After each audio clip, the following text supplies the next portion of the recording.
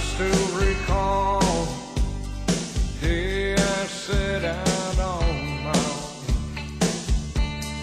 Not much at all, but dreams to make it all home.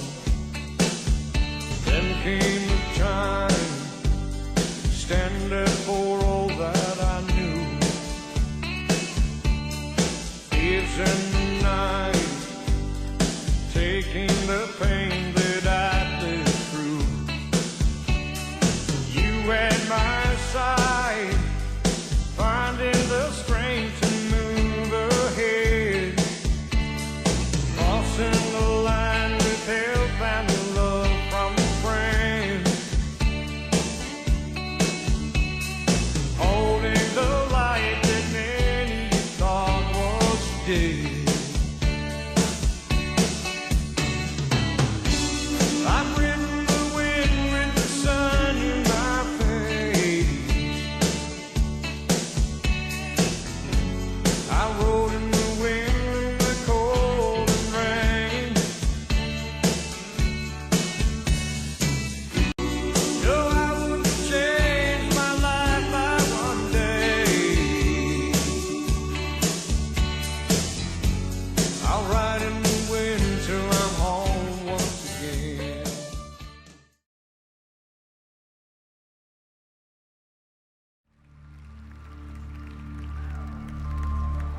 Here I am, down on my knees again, surrendering all,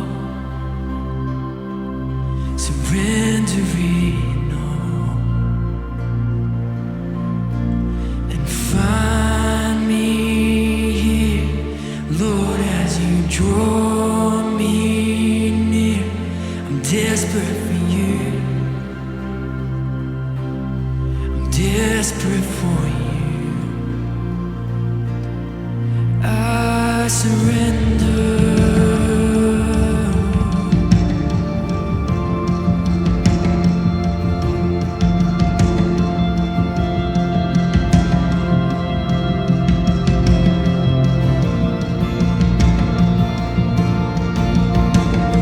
Drench my soul as mercy and grace unfold.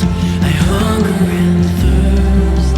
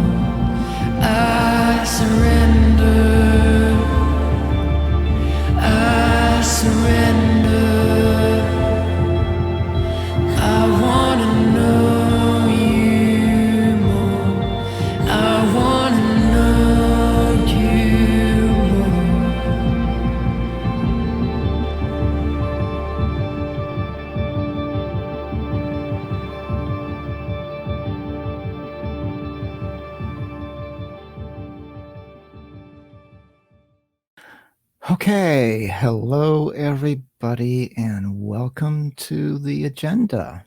Going to be kind of an interesting one this time, I think.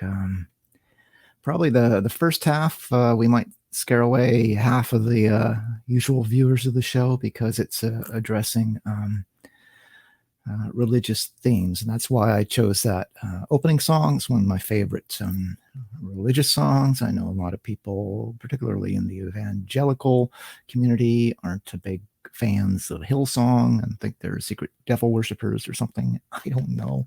I've always separated music from the creators and sort of judged musical compositions on their own merits, both as like artistically and musically and lyrically.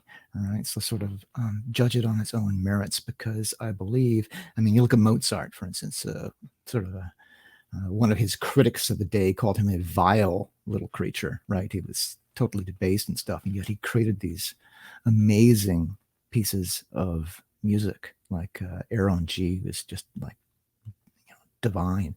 So I believe that even and this is something big in the Christian community, right? Christians have said that God can use anybody as a vehicle for a higher message or cause. And I kind of believe that. It doesn't mean that you take, say, Mozart as a role model, for instance, but the music itself has to be judged on its own merits. And I would say the same thing for Hillsong. We debate all the lyrics and stuff, but I find it to be a very moving song. So this gets to the opening theme tonight, and what I would say to people who are, I mean, most people are going to catch this in rerun as usual. Not that many people tune in Sunday night, but a lot of people pick it up in reruns. So if you're not into Christian themes, you can sort of skip ahead to the second half of the show, and that I think is worth everybody tuning in for, because it addresses the subject of Mr. David Icke and his role on the sort of alternative political landscape, which I think I've gotten to a point where I feel it's something that I have to address because I know something about David Icke, but I will address that in the second half of the show, so about 10 o'clock or so. For now, I'm going to address the issue of what I call the Christian imperative to love. Okay, so I am not a Christian. So I'm just sort of analyzing this from somebody who was raised in the Christian church. Okay, so I was raised in the Christian church. So I spent most every Sunday being preached to, having the Bible preached to me because they were Catholic homes, although I had exposure to the wide range of Christian beliefs, be it Catholic or Protestant or even Jehovah's Witness, right? But I went to catechism every Wednesday until I was, I don't know when I stopped going to catechism. At the point that I was in a home where both of my parents became like horribly, totally dysfunctional alcoholics. My foster mother in that home developed something called alcoholic hallucinosis, which is something where somebody drinks so much that they begin hallucinating and stuff. So when the home environment kind of broke down, it sort of turned me loose in terms of I didn't have to go to catechism anymore, so I didn't go. But it's interesting because after I got out of catechism, I had kind of a brief period there where I was kind of roaming free, where I sort of became, I would say, sort of smitten by the idea of Christianity. And we'll get into that in a moment. But my understanding of Christianity is that God is love, okay? And that the message that Jesus brought was a message ultimately of love. And if you don't, like if you're a Christian and you don't lead with love, I don't really believe that you're really a Christian. So what I think has been happening today, and because I deal with so many Christians, Let me just actually read something for you from my recent essay. Let's see if I can bring that up for you. Okay, so my most recent essay. I'm going to shrink me and bring the essay up larger.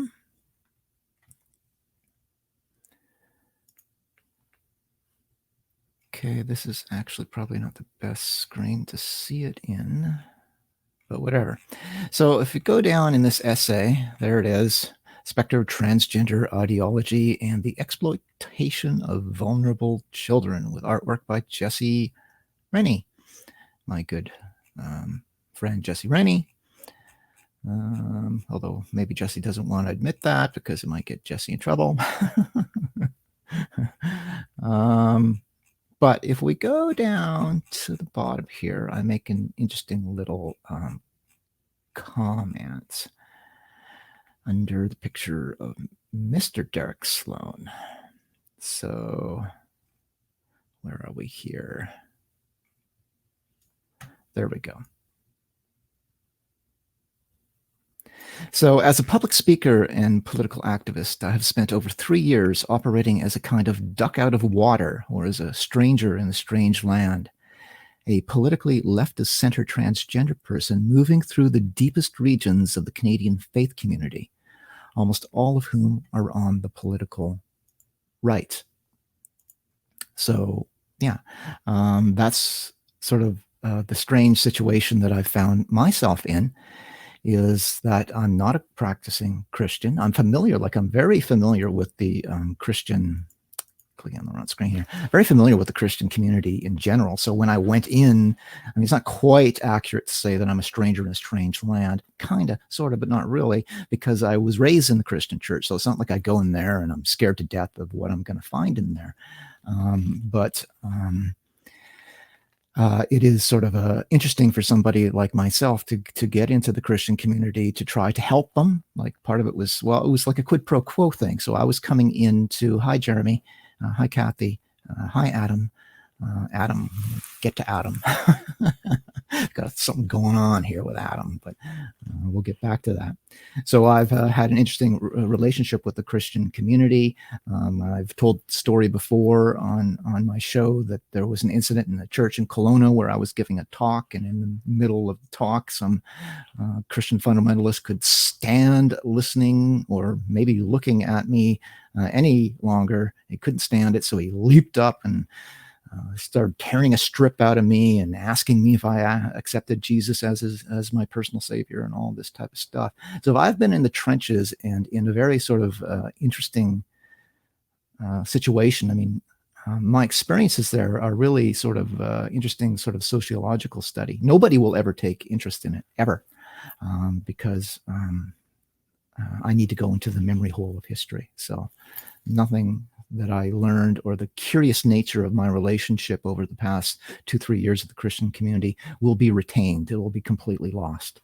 But while I'm still here and while I'm still breathing, I can sort of cite it as an interesting sort of exploration. So what I've found in the Christian community is that there are different types of Christians. That kind of goes without saying. There are, my favorite Christians are what I would call the true believers. So the ones who put their whole spirit into it, and they do it in a spirit of love. So that is my sort of concept of what Christianity is. And what's been happening recently is, because of all of the political dynamics out there, we have got people out there who I would say are playing the Christian community, and they're pushing all of their buttons and radicalizing Christians and getting them to move forward, not in a spirit of love, but in a spirit of anger and hatred. Okay, that is my impression. And it's very disturbing to me, because when I sort of flirted with Christianity when I was, 12, 13, something like that, I was attracted to it because of sort of the love aspect of it, like Jesus as this figure of love. That was what attracted me to it. Now, because I lived in a dysfunctional home and I was running around free and getting into trouble and But I had this period where I was sort of intensely interested in Christianity, and I was attracted to this message of love. And that message of love is what I thought gave it its power. And that if you take that dedication to love out of Christianity, there's really nothing left to attract me to Christianity at all, period. So Christians ask me, could I ever be a Christian? The answer is, I don't know. But what I do know is that if I'm supposed to be angry and hateful, then no. Okay. I believe Christianity is to be brought forward in the spirit of love. So just before I bring in Susan Takata to discuss this with me from a Christian perspective and see what she can bring to this discussion, and some of you will know who Susan Takata is, I want to sort of show you like one of the things that sort of attracted me when I was a kid. So I watched this movie when I was a kid, and sort of coupled with my experience in the church, this is what sort of got me into Christianity. So let me just bring that up here for you. It's just a few minutes long. Okay, let's bring it in. Go full screen. This is one of the things that sort of put me on the Christian path when I was very young, and see if you can sort of glean what it was about this that sort of mesmerized me, and then sort of particularly when coupled with the quotes from the Bible that I was getting in the Christian community.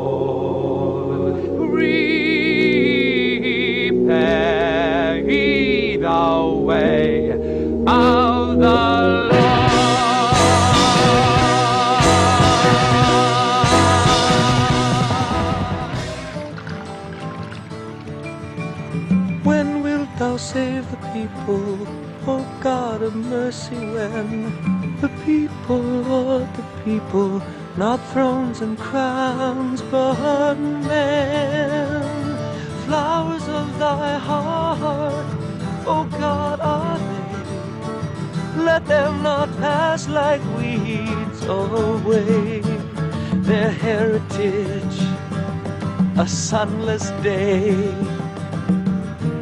God save the people. Shall crime bring crime forever, strength aiding still the strong? Is it thy will, O Father, that men shall toil for wrong? Oh no, say thy mountains, no, say thy skies, man's clouded sun shall brightly rise, and songs be heard instead of sighs. God save the people. Master.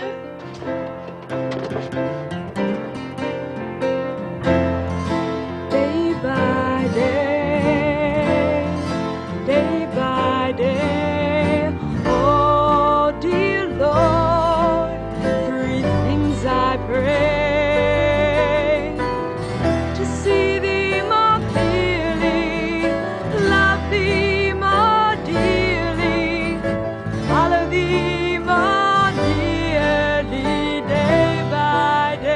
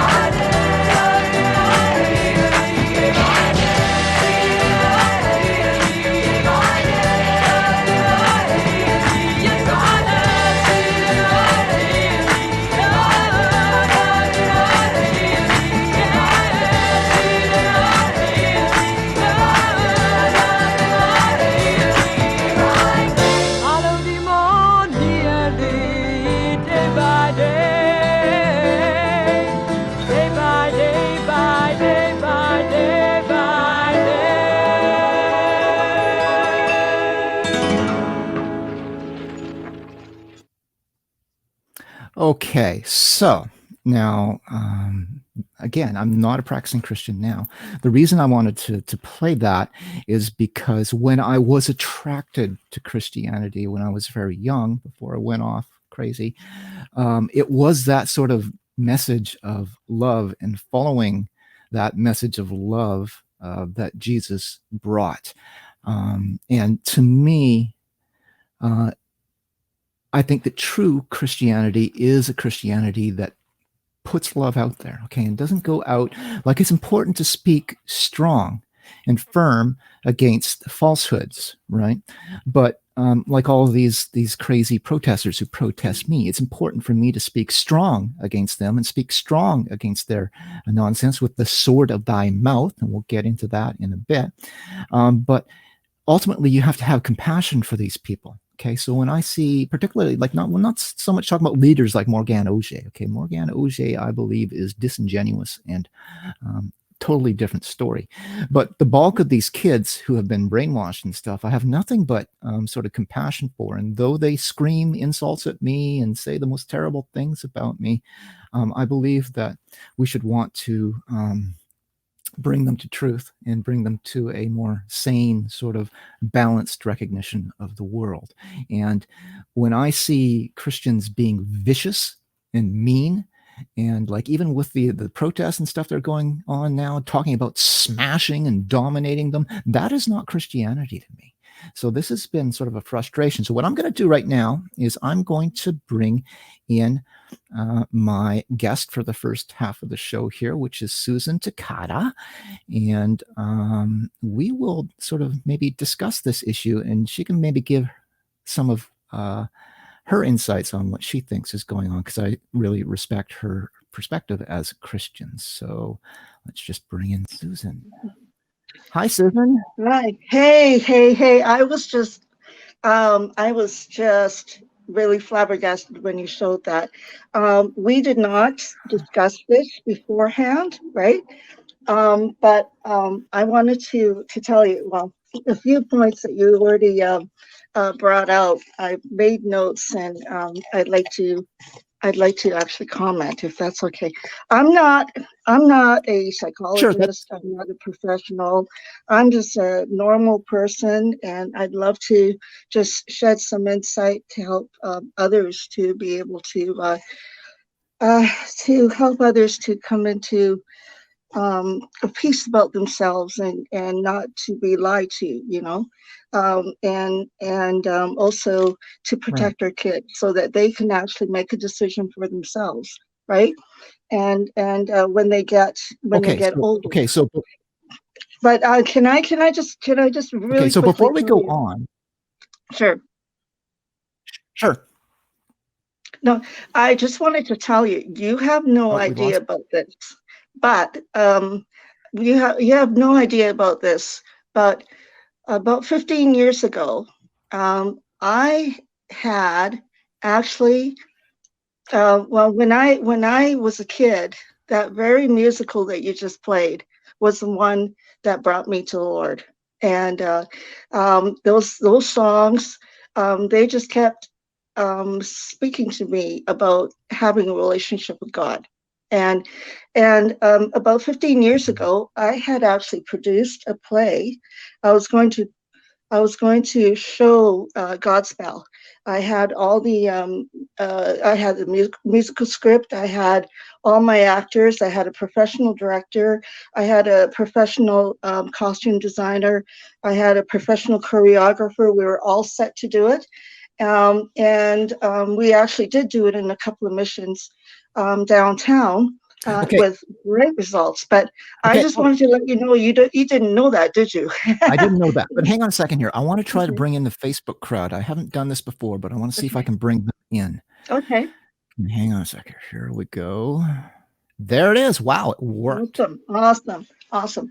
So, like I was saying, Jen, you did not know that was the Okay. musical that spoke to me. Okay, just for the Yeah. Facebook audience who are just joining us now, I played some clips from the musical Godspell, which was a Broadway play at one point and then became a Yeah. very popular movie in the 1970s and sort of put a God spell on me when I was young. And Susan was just saying how this put a spell on her when she was young too. And like for you, right, was it that message of love? Well, that musical actually was, I know that we're getting off topic, but that musical actually was written by a man who wanted to show that Jesus can be eye level with us, because at that time in the 60s, we were kind of like, well, God is out there somewhere. And, you have to go through your priest. And he wanted to show that you can have a personal relationship with God. And so the original Godspell did not have all that new age stuff in it. The new age stuff that's presented in the movie came after it hit Broadway, but originally it was a play that was done in churches, and it was to let people know that God is there for a personal relationship with them. Mm-hmm. Yeah, Yeah. well, no, I mean, but the musical score for Godspell is like, wow, right? Great, great Yeah, musical score. I've got all the musical scores, and I'm ready to do it still. Mhm. And Right. it's easy. Yeah, I was actually I've told people this before, but despite my social phobias, for whatever reason, I was a theater buff when I was a kid in school, and I actually was a straight A theater student. I won all kinds of awards, and so I was heavily into theater, and I took part in a Godspell production when I was in school, and so. Yeah, it's sort of it's interesting. But my point in playing that was that because, as I said before, my attraction to Christianity when I was young was that sort of message of love that was sort of brought across by the Godspell movie and from the passages in the Bible that sort of accentuated this message of love and going forward with love. And that to me was always what Christianity represented. So when I got into this transgender debate, for instance, and I saw that Christians were being demonized, I got really sort of upset about that. And I sort of wanted to go defend Christians. But and we'll get into this too. We'll know that there's different types of Christians with different types of dedications. But before we go in, maybe you should just quickly tell people a bit about you and why, why is it that Jen is interested in Susan Takata, and what does Susan Takata bring to the discussion that Jen is so very interested? Like, why are we here talking together? What is it about your background?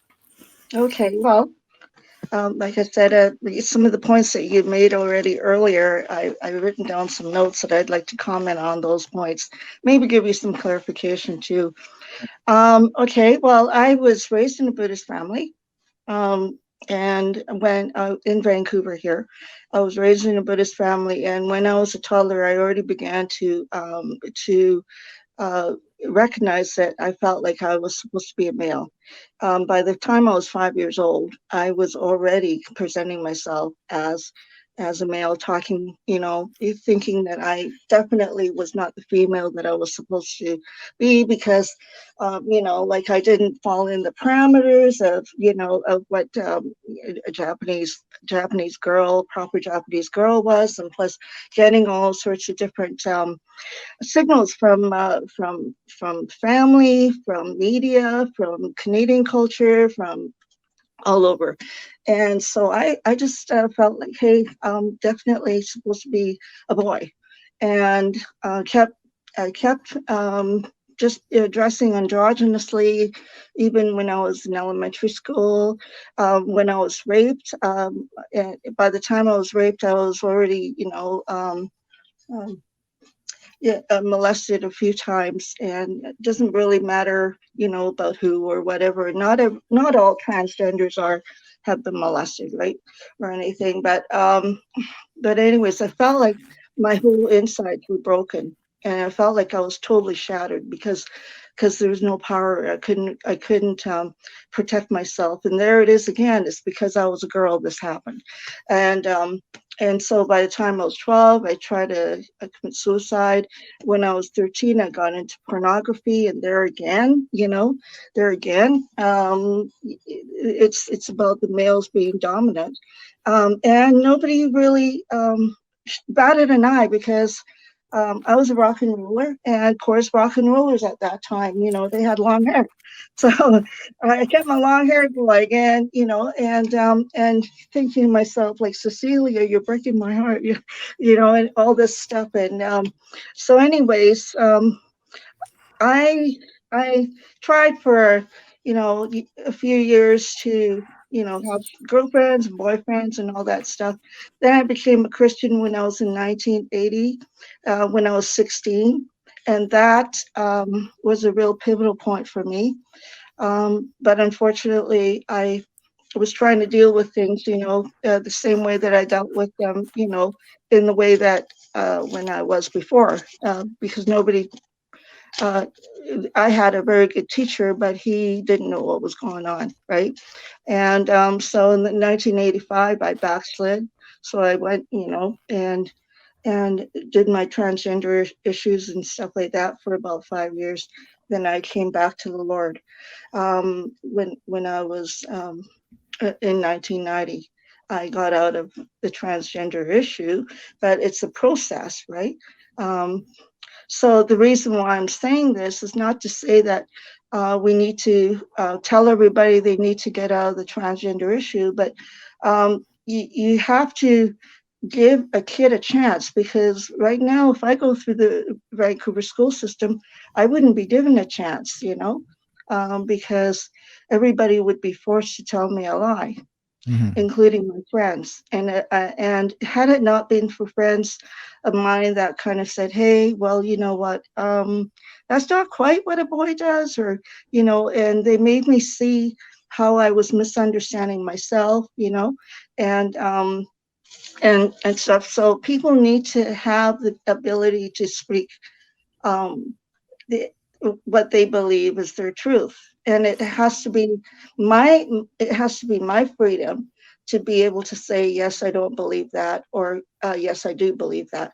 But if the person doesn't know about the truth, if the person is not shown both sides, it's just like an LGBT girl went to Capitol Hill with me in Washington, D.C., and we went to different senators, and she said, hey, listen, if Susan's not given the right to actually talk about what's happened with her, you're taking away my right to actually make an informed decision.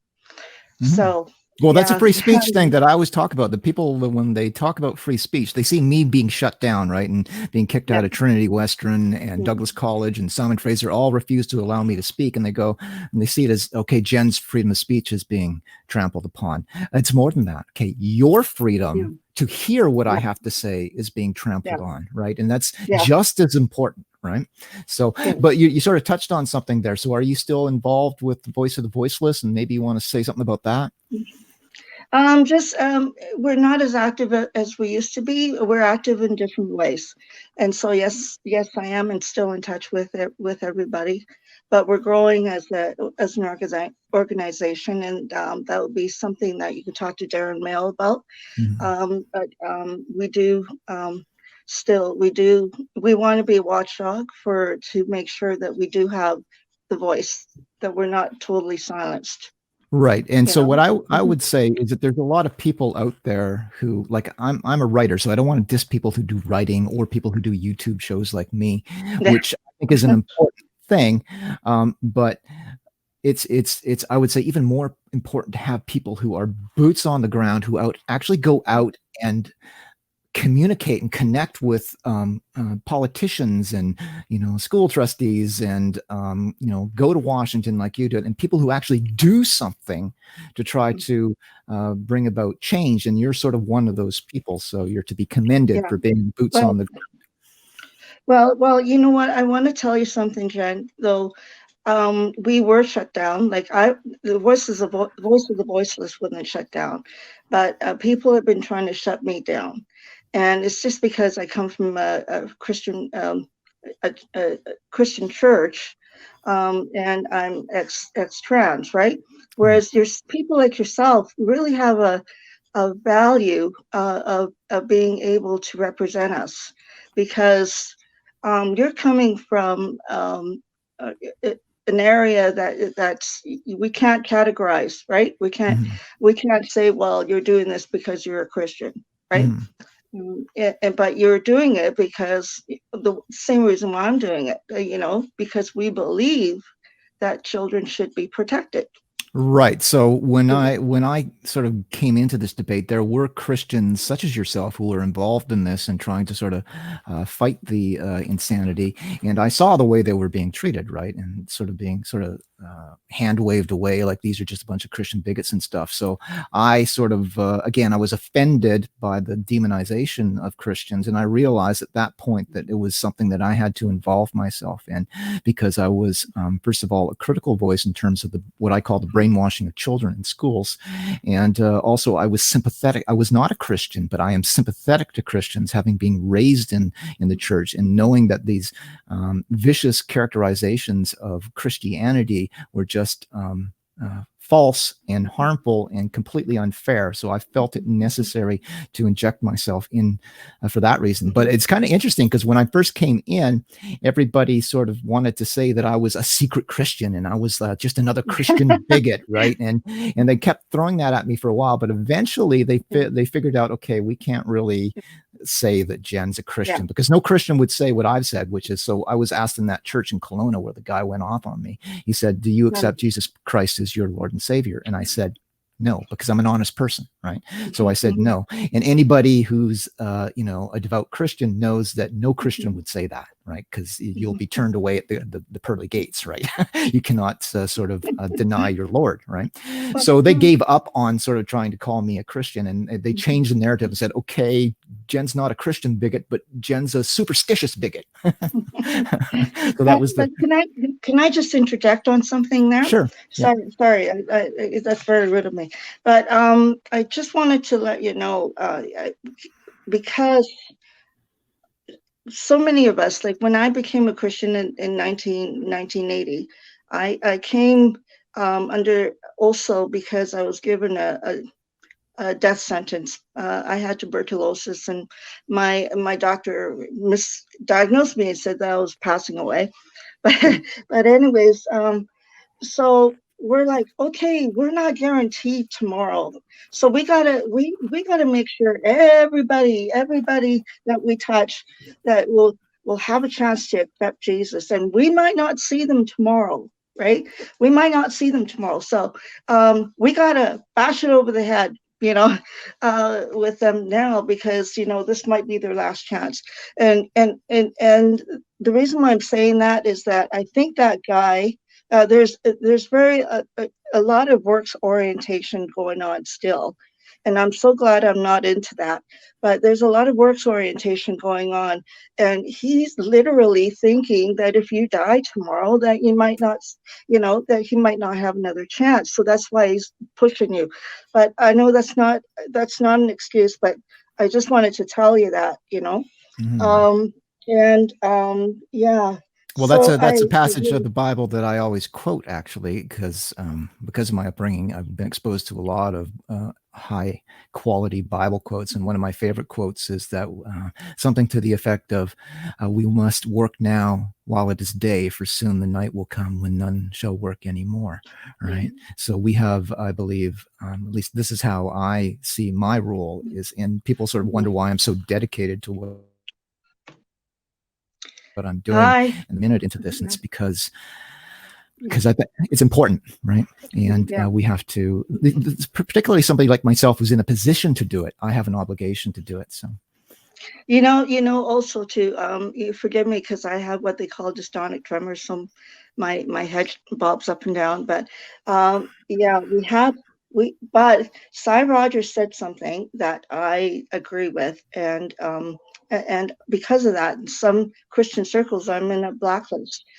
It's not our job to convict people of their sexuality. It's not my job to tell you that that you should be this and this and that. It's actually a relationship with the Lord, or to show the love, to show to guide you, or to help you to want to have a relationship with the Lord. And as far as like this transgender issue, right?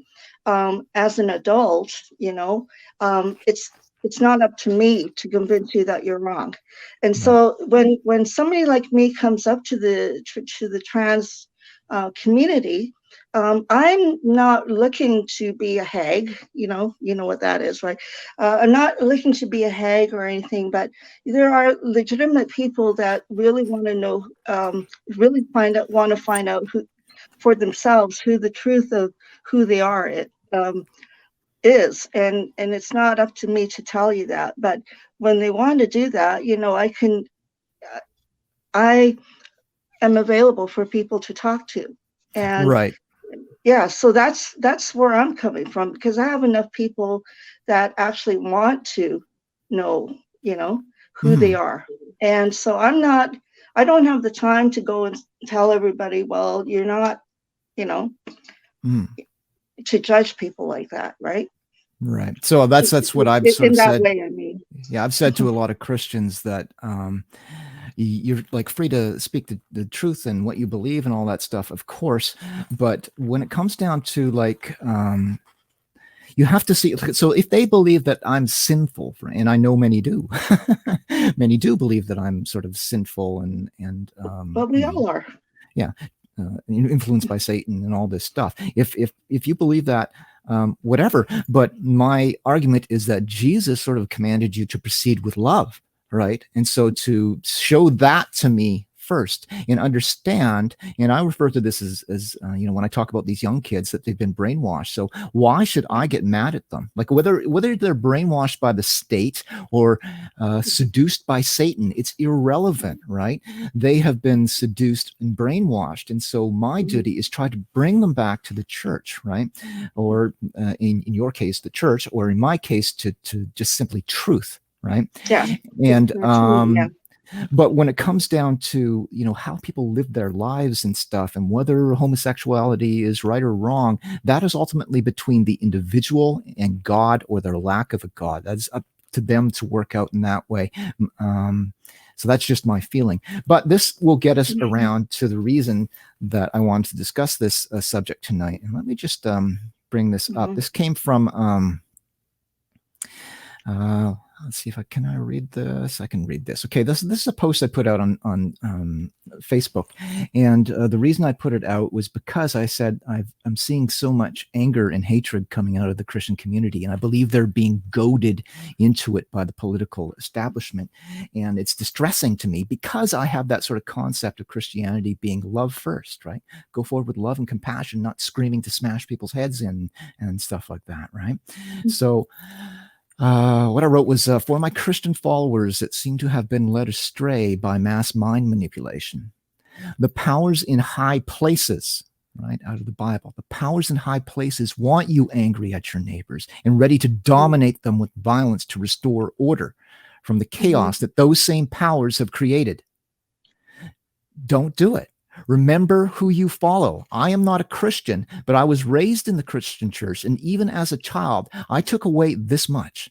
Why do I have to show up in a skirt in all my alleged iniquity and tell so many Christians what you have already been told? What are you to stand for? What is the light that you are supposed to shine upon this chaotic world? Do you stand for love or violence and brutal domination? Why am I crying tears, pleading for Christians to show love? To whom does vengeance belong? For the love of God, love your neighbors and seek to bring them back from their ignorance with strength, but with compassion.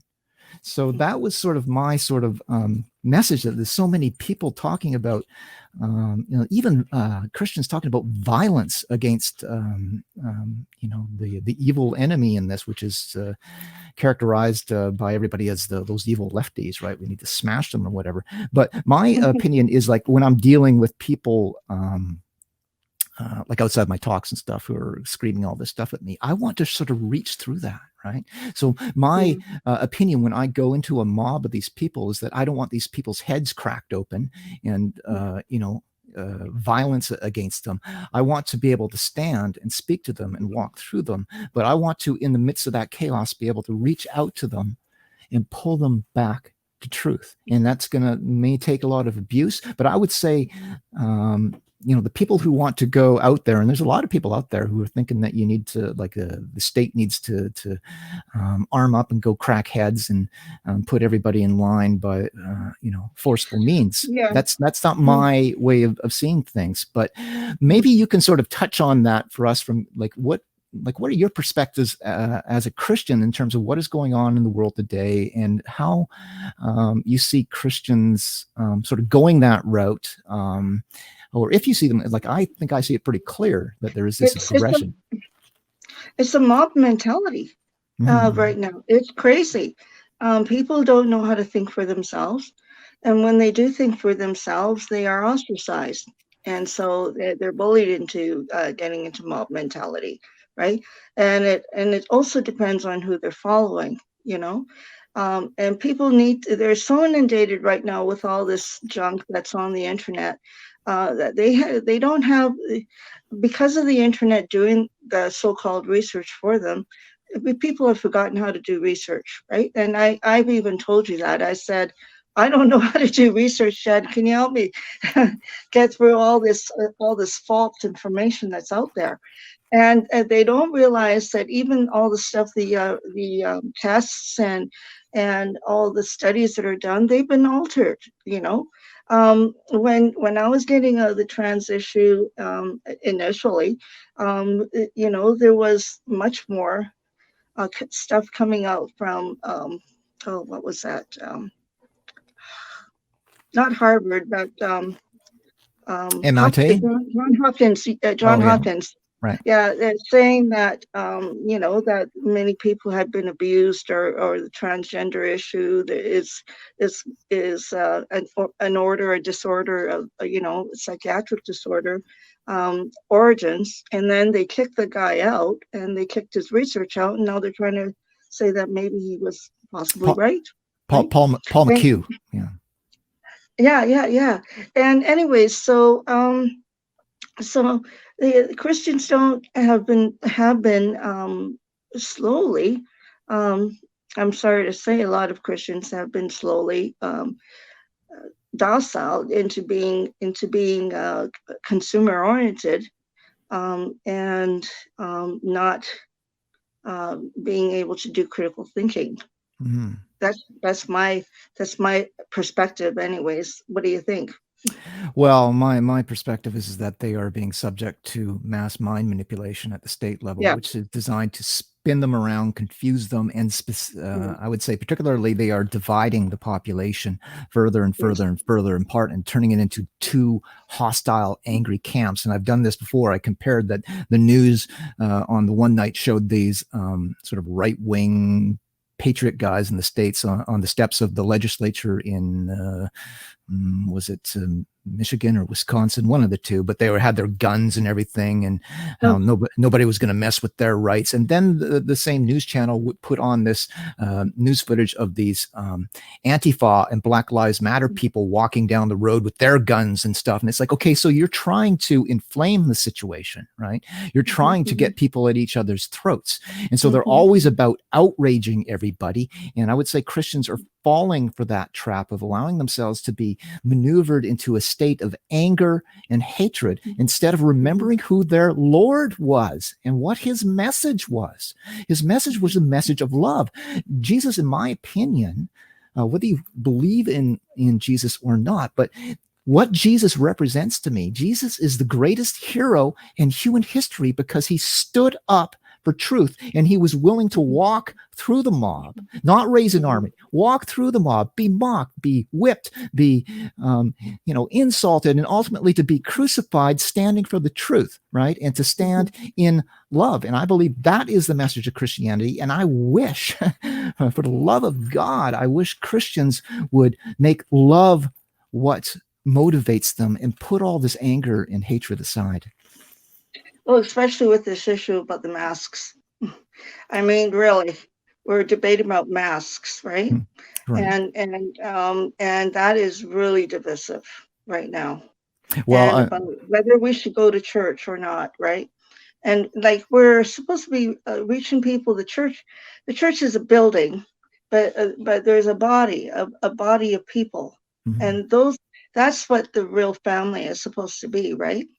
So, Well, um, well, yeah, we won't get into the mask issues. I would say that the mask thing is just one of many issues that are out there that are inflaming division and anger yeah. in our society. And we need to sort of get past a lot of this stuff and get back to the fact that, as I say, whoever you see is on the other side of this debate. And I'm talking about people, I'm not talking about leaders. Okay, so back to my Mhm. original quote about powers in high places. These are our enemies. But when you're talking about your neighbors, right, and the people that on this at the street level that you see as your enemies, we hold more in common with them than we do separately. Okay, and so we should be Mhm. seeking to communicate with them in a spirit of compassion and Mhm. honestly wanting what is best for all of us, and not going at them with, like, we're going to smash you down unless you do what we say. You know, a lot of problem it actually is like a friend of mine who's a pastor, had told me earlier. We do things. We have an idea in our head. We do things before praying, and God is the only one that can change things before we start, right? And so a lot of people they just go ahead and do things, and then they wonder why things are so rough, and all this anger and hatred comes out when really, if you think about it, there could have been a totally different way that you could have actually responded to a situation and did the same Mhm. response. Because some people, they're like, oh, we have to have tough love. But you can do tough love in different ways. I'm not saying to say, well, to agree with all transgenderism being good or whatever, but we can through our example, or we can through listening to the best way of handling something rather than reacting right away, and just taking two steps back and just thinking, and not there is a paper that I wrote about the tyranny of the urgent, and there's so many things that we think that we actually have to react to right away, and the best thing that could have been done was we could have just stepped aside and said, I'll give you an answer later, Right. and then So come back to it. Right. So from day one, because my background is history and political science and the science of sort of political, what I would call political mass mind manipulation strategies and propaganda, I realized when I entered that I was entering a strategic mind field, right? And so that every step that I took had to be careful, thought out carefully, and always looking for traps, right? But always being very, very careful with every step that I take. So what you're saying is correct. Whether you approach that from a Christian perspective or a non-Christian perspective, before you do something, you need to sit back and think it through completely. And I would say that if you're a Christian, that you also have an imperative to say, okay, think of all the details and stuff, but then also say to yourself, how can I proceed in love instead of anger, right? Yeah, what does that look like? Yeah. Yeah. But the sort of the imperative to love, like, one of the things that keeps coming back is people are always in the Christian community, are always saying that, well, Jesus said, I didn't come to bring peace, I came to bring a sword. But the problem with that is that I forget who he was talking to, but they came back and they had two swords, right? Two swords for 11 men. It's like, okay, he said, that's enough. Okay, two swords for 11 men to fight an empire? Are you kidding me? So it was clearly in my mind a metaphorical reference. And if you look at in the Bible, it's always about the sword of thy mouth. I will fight you with the sword of my mouth. And that's my sort of thing, is that I fight like I'm in an information war, and I use the sword of my mouth or the sword of my pen in that fight. But when it comes down to it, and I told somebody, one of my biggest critics the other day, that, if somebody, as a result of something I was saying, wanted to beat them up or something, I would stand in front of them and they would have to beat me up first. Okay. Because I don't want this to digress into violence, right? And again, so I think it's a sword of their mouth, but they also seem to forget or want to use that to forget the other things in the Bible. So let me just give a few of the quotes that I sort of threw out there. I don't have the Bible passages, but these are quotes from the Bible. Quotes from Jesus. As for a person who stirs up division, after warning him once and then twice, have nothing more to do with him. So people out there who are stirring up division in the population. Okay. Brothers, if anyone is caught in any transgression, you who are spiritual should restore him in a spirit of gentleness. Whoever does not love does not know God, because God is love. You shall love your neighbor as you love yourself. And that gets back to Godspell and this idea that you go out with love, not with weakness, right? Not going out saying, okay, you can brutalize me or whatever, but you go out with a spirit of wanting to bring people back to truth, right? And doing it in a compassionate way. And when Christians sort of bypass all of that and start quoting all of this stuff about, well, Jesus in Revelation comes back and slaughters everybody, that's God. That's not you, okay? God said, vengeance is mine, right?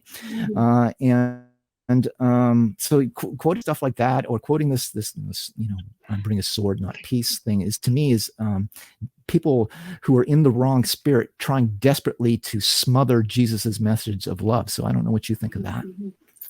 Well, people just mistake that message so much. They take one scripture and they say, well, that's what love is. But another scripture that comes to my mind quite often recently is even Paul said that he's the chiefest of sinners. And, part of love is humbleness.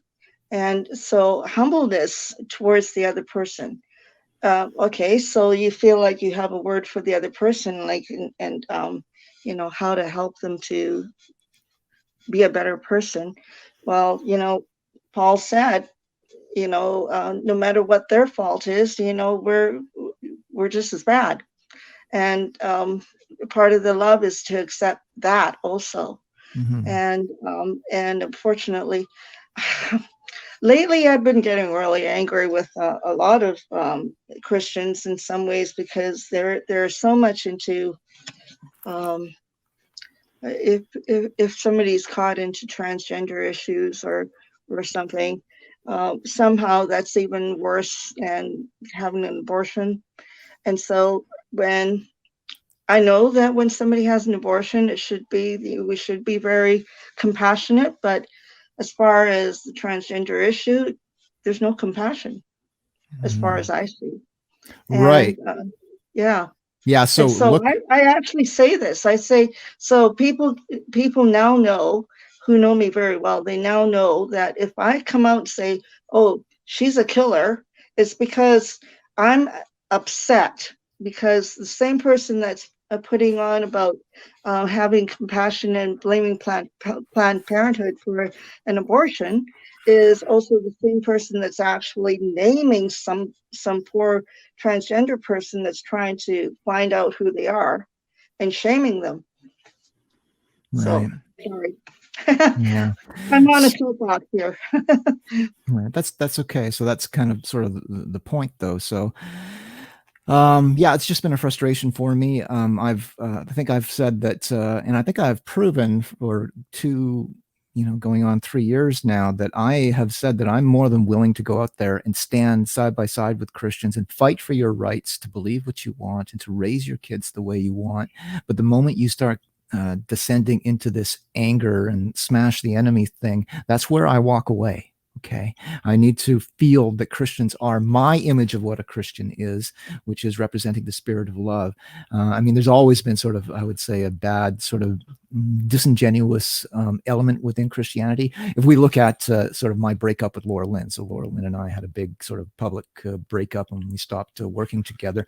But what was interesting that came out of that to me was that the moment I sort of broke off my relationship with Laura Lynn, there were all these professed Christians who prior to our breakup were so nice to me, and supportive of me. But the moment we broke up, they showered me with the most vicious, demeaning, dehumanizing insults and critiques imaginable. And I'm like, whoa, you guys are Christians? Like, what on earth is this? Right. So there are people like that. Like, I don't like people who go out and say Christians are all mean and bigots and stuff, because most of them are not. Most of them are just good, decent people who have like a moral, religious worldview, and that's all fine and good. There is this element, though, who are like that, right? And they're very sort of viciously Well, judgmental. they're very broken people, and they don't see it. You see, I'm sorry you went through that.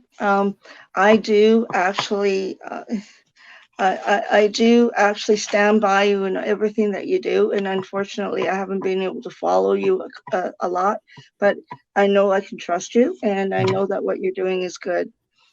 So I'm sorry you had to go through that, but you're talking about broken people. Right. And Well, and just because we're Christians doesn't mean that we're not broken.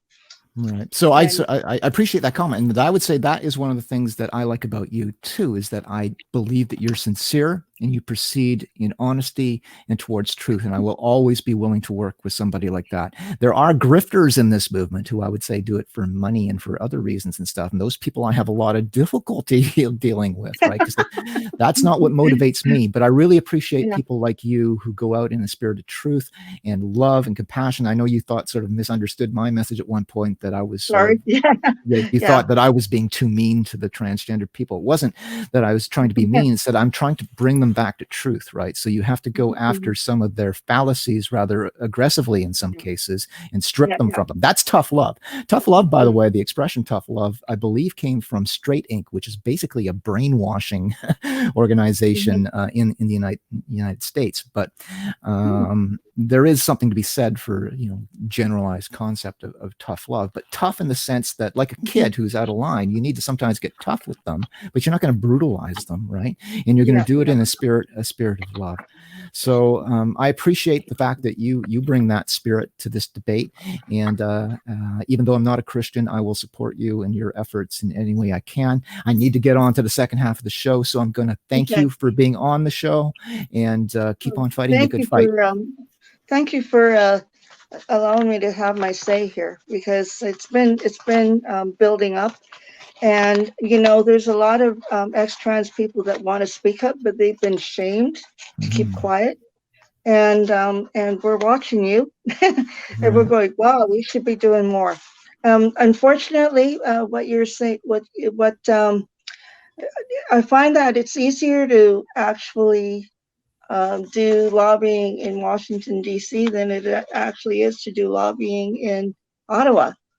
But we need to just keep going. Right, we do. Yeah. And that's been my philosophy. I know it's been your philosophy, is that you may want to feel like you want to give up 1,000 times, but you just keep picking yourself back up and keep on going. So, okay. Thank God you. bless you. Thank you, Susan, and have a good night. Okay, good night. Bye.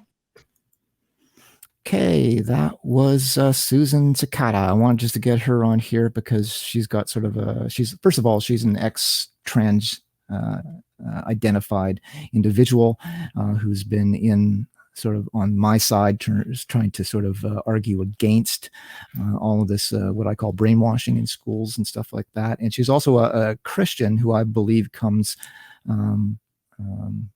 or moves forward in that spirit of love that I was talking about, that I think is what the Christian community should be doing. So what I'm going to do at this point is I am going to move into the second half of the show.